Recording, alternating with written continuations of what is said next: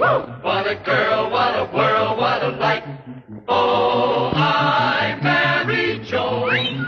What a mind, love is blind, what a wife. Joan Davis with Jim Backus in I married Joan.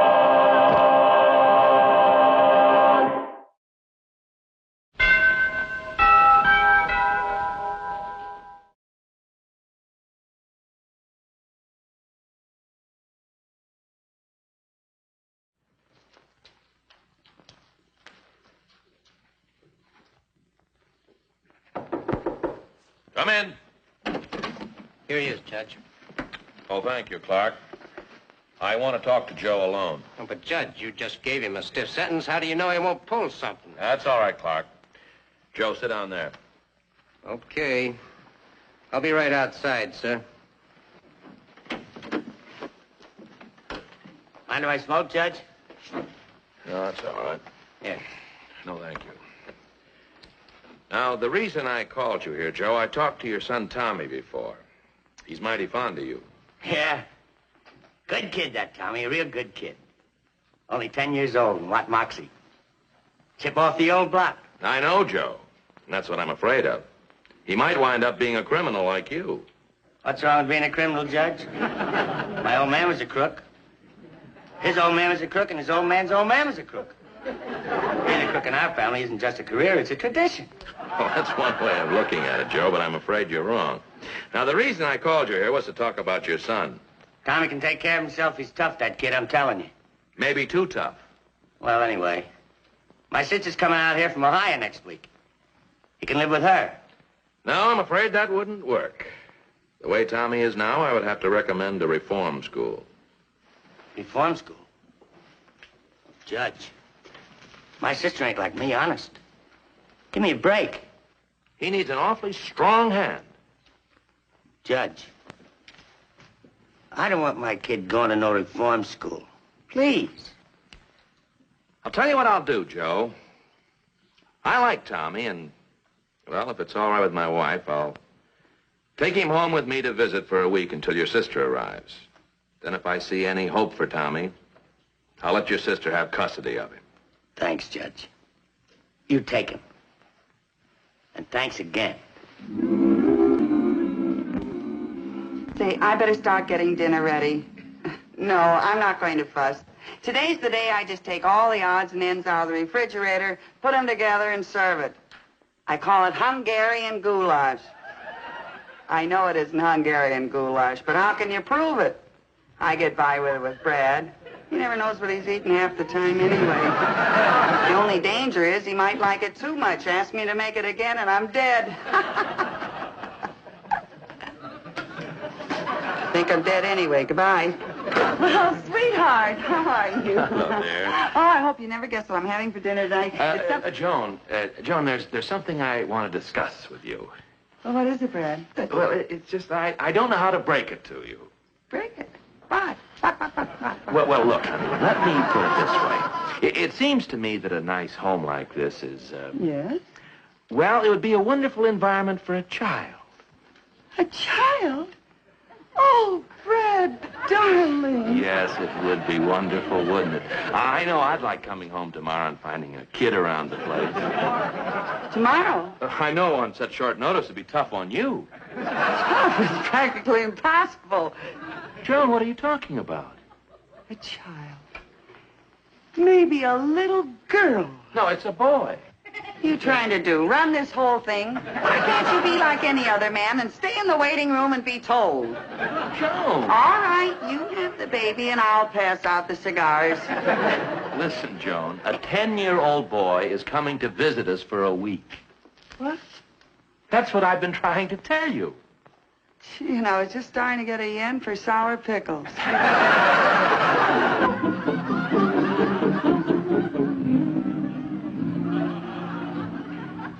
9 o'clock. Officer Clark and the boy should have been here by now. Listen to this, dear. The rebellious or antisocial child. This type is the result of being denied love, kindness, and understanding. This has led to a resentment of society. Oh, Brad, I'll bet that's what's wrong with poor little Tommy. All he needs is love. I'll get it, dear. Oh, hello, Mrs. Stevens. How do you do? This is Tommy. Well, Good evening, Judge. Good evening. He's all yours. You know, he kicked me in the shins. Hey, you, come back here. oh, that's no way to treat a child, officer. All he needs is love, kindness, and understanding. Huh, Tommy? What's with this thing? What's your manners? Okay. Well, I'll be running along now. Goodbye, Judge. Goodbye, Mrs. Stevens. Goodbye. Yes? Oh, I just wanted to remember this place as it was.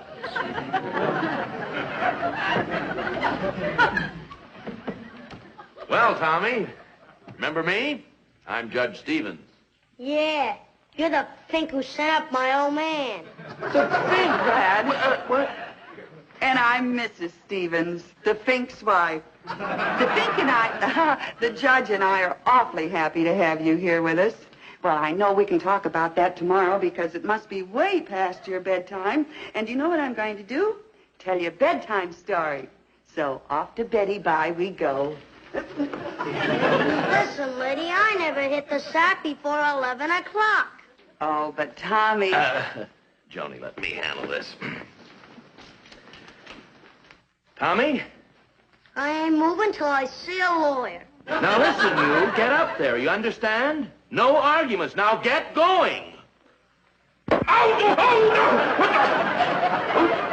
Yell like that, dear. You'll make the child feel unwanted. Unwanted? The shin, I'll be unwanted in court.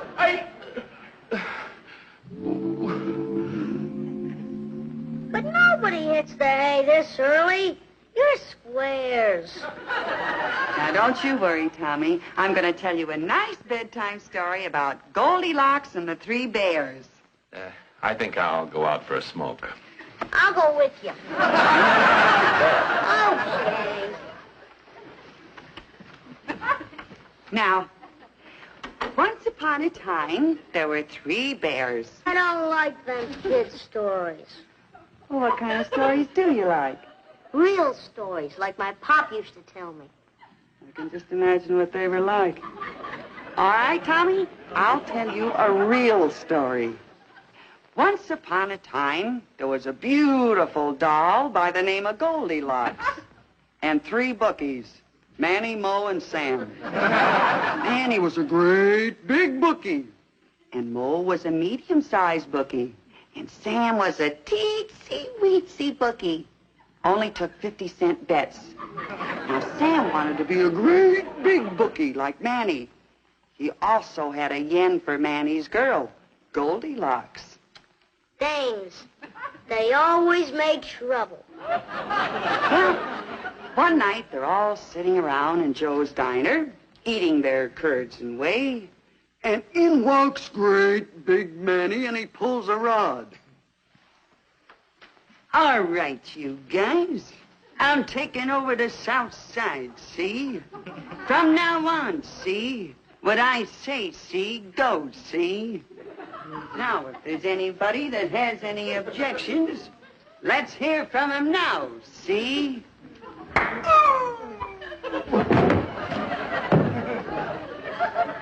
Mo had an objection.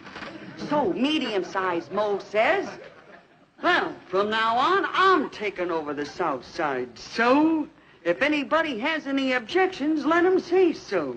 So...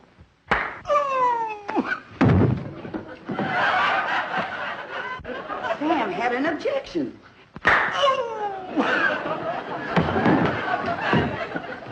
Another guy had an objection.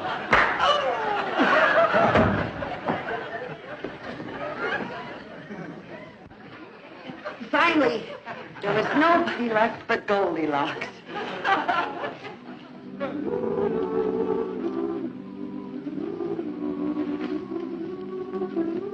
He's really a sweet kid.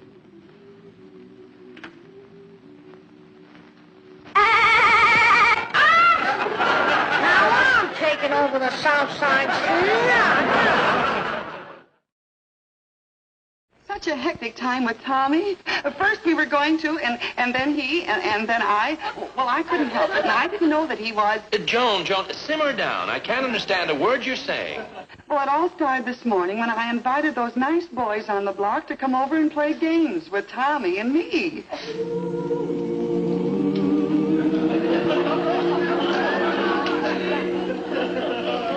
that was a nice game, Tommy.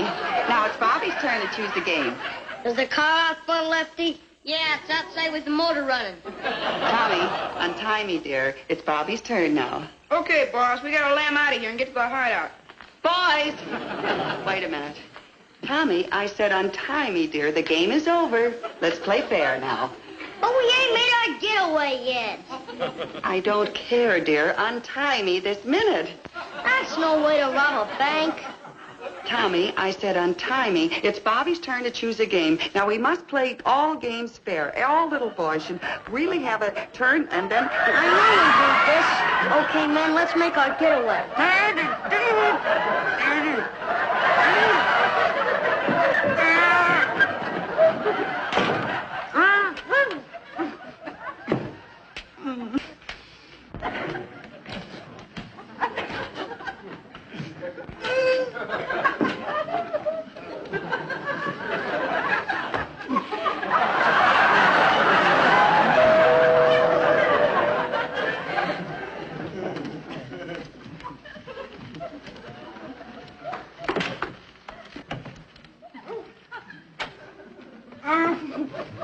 Pardon me, lady, for bothering you like this, but I got... Oh, if you're busy, I can come back later. Oh, yeah. What did you say? Oh, thanks. There were 3 boys, and we were playing a game. I thought I saw those kids come out of here. You see, I've got my vegetable truck parked down the street a ways. 2 of those kids come along, they asked me the price of the cauliflower, while the third one swipes a basket of tomatoes. Say, do those kids belong here? Well, I can explain. You see, my husband is a judge, and he sent this man to prison. All I want to know This is, prisoner do has those a son, and he's going to stay here with us for a while. And then his Look, aunt is do going to those pick him up kids because belong- we're trying to show him that it's much better to live in a place like this and be cornered. Do those kids belong here? Well, in a way, yes, but I don't really think that you should... Who's going to pay me for the tomatoes? Well, I don't know why I should be responsible for the tomatoes, because I... Look, lady, somebody's got to pay me for the tomatoes. All right, I'll pay you for them. But why should I be... That'll be $1.39, okay? Okay. Hey, you know, that's all right. I think I'll get one of those for my wife. What those kids wanted were those tomatoes. How should I know, lady? I'm just chasing those kids, and they climb up on your roof. I'm sure they're not going to eat the tomatoes. They can't... I see it. Oh, that's what they're doing with the tomatoes.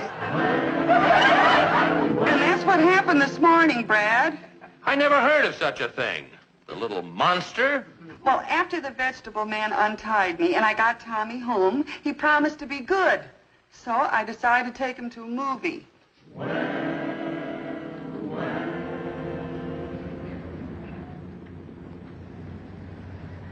do we have to wait here for? Well, the box office isn't open yet, dear. It won't be long. Oh, Mother, look at that big red truck. Oh, yes. It's just like the little one you have at home, isn't it, Bernard? Bernard! There's another truck, dear, but it's not the same color, is it? No, Mother. What color is it, precious? Gray. And what else, sweetheart? Black. My, there are a lot of trucks, aren't there? Mommy, Mommy, my lollipop, my lollipop! It's gone! Oh, darling, now you just cry. Here, I'll give you the money for the movies, and you can buy the ticket all by yourself. Now, here's a whole $1. Gee. Now, hold it tight. Don't lose it. Oh, Mother, look at that big dog. That's a St. Bernard, Bernard. Why did they name the dog after me? Oh, we didn't name the dog after you. We named you after the dog. I wonder what time the box office is open. Mommy, my dollar, it's gone. All but a nickel's worth. Connie! There it is, that lady took it. Now, wait a minute, You Bernard. give me that. Why, you're nothing but a common pickpocket. Me? A pickpocket? Oh, no, lady, you're mistaken. It's my little boy here. What? Well, I never saw this day before in my life. Tommy! Please, lady, my name is Marvin, and I'm on my way to dancing school. I think we better call a policeman. Why, this is the most ridiculous thing that I ever heard of. Call a policeman. Do you know who I am? It so happens that I am the wife of Judge Bradley J. Stevens. Huh. Well, I am so. I'll prove it to you. Here, show you my driver's license. Where is it? There. There's my lollipop. Stolen, too. Oh, good heavens, you're nothing but a kleptomaniac. Why, you'd steal anything. Now, this has gone far enough. The idea of me stealing a lollipop, why, I never heard of my flavor. Usher, there's a pickpocket here. Boy, I'll sue you for slander. How dare you say anything like that? You are... Oh, shut up, Bernard! How dare you?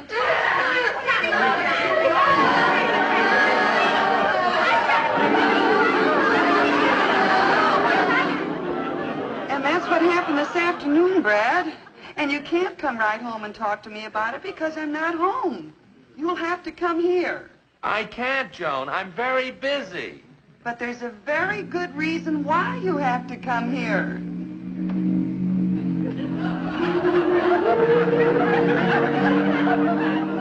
Brad, you can't keep Tommy locked in his room all night. He stays there until Clark calls for him in the morning, then off to an institution with him. Brad, I don't think we've given him a fair chance yet. The kid is hopeless. He wants to be tough. He likes to be tough. You just can't reach him. Oh, I can't believe that. Underneath, there's just a little boy. You tried love and kindness. You didn't even make a dent. Maybe we were using the wrong method. Maybe we should fight fire with fire. Huh? Brad, an idea just came into my head. A crazy, wild idea. What other kind would dare venture into it? Brad, darling, I think this can work. But, Joni... Now, I'll tell you what I'll do. I'll go up and see Tommy, and then I'll tell him...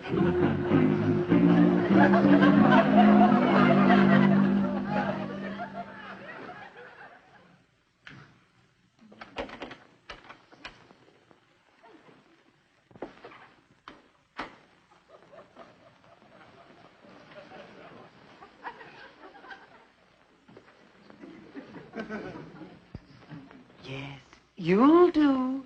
Huh? I wasn't sure that you were tough enough, but what you did today convinced me. You're the little man for the job, all right. What job, Mrs. Stevens? I'm tired of this kind of living. I'm sick of it, do you hear? Sick, sick, sick. I like your kind of living. What do you mean? A life of crime. And I've planned the perfect crime. The judge is very wealthy. And he has big, fat insurance policies. Oh, they're fat. Big and fat. And you and I are going to get rid of him. You mean murder the judge?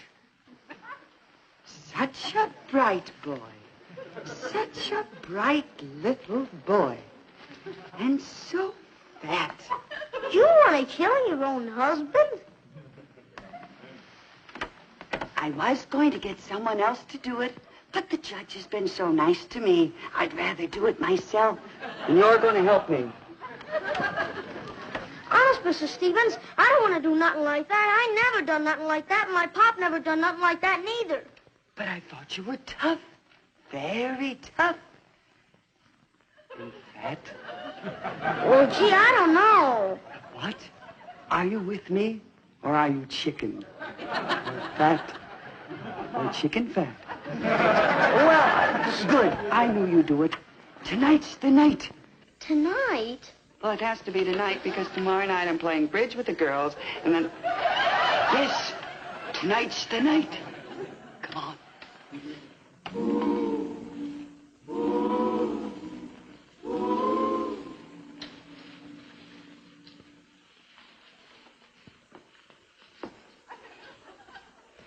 Isn't it wonderful that Tommy's promised to be a good boy and he doesn't have to be locked up anymore? Oh, yes, it sure is.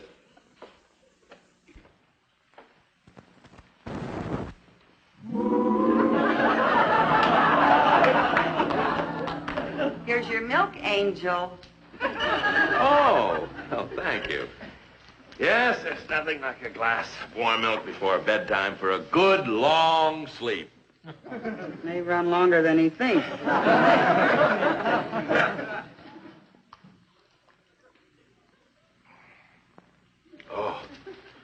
Oh, what's wrong? My stomach! Everything is growing dim. Well, you might as well know it. Tommy and I poisoned you. Didn't we, Tommy? Oh!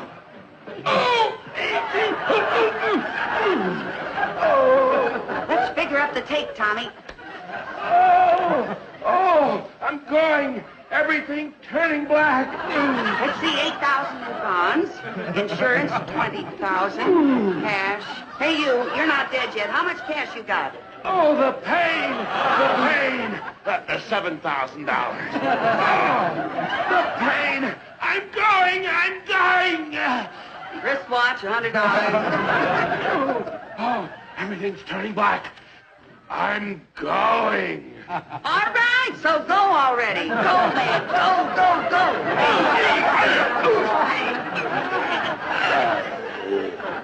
When he goes, that man is really gone. Come on, Tommy. Let's divvy up the take. I don't want any. I thought you were tough. How could you do that to the judge? Tommy, you're crying. Well, I like the judge. He was nice to me. I thought you were nice, too, but you're not. But I thought you didn't like nice people. Well, I was taught to. Go ahead and cry, Tommy. Little boys don't have to be tough all the time. Sometimes it's good for them to cry. Tommy, dear, listen to me, honey. We didn't really kill the judge. He's only fooling. Of course we were, Tommy. Gee, you're not dead. No. We were just trying to teach you a lesson. You see, Tommy, crime does not pay. I'll say it doesn't. From now on, I'm going straight. Here's your wallet, Judge. Here's your pearls, Mrs. Stevens.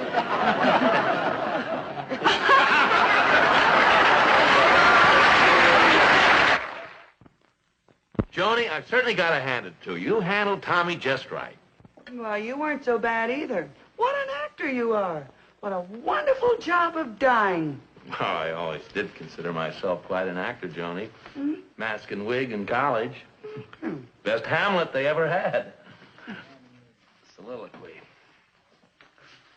To be or not to be? That is the question. Alas, poor Yorick. I knew him well. Tomorrow, and tomorrow, and tomorrow creeps on this petty pace. Wait! Is there blood upon this dagger? What to do to take arms against a sea of trouble? Brad. By opposing, end them. A pound of flesh, I say! Shuffle off this mortal coil from me dagger! Brad. Huh? What? You're dying again. I married Joan. What a girl, what a world, what a life. Oh, I married Joan. What a mind, love is blind, what a wife. Giddy and gay, all day she keeps my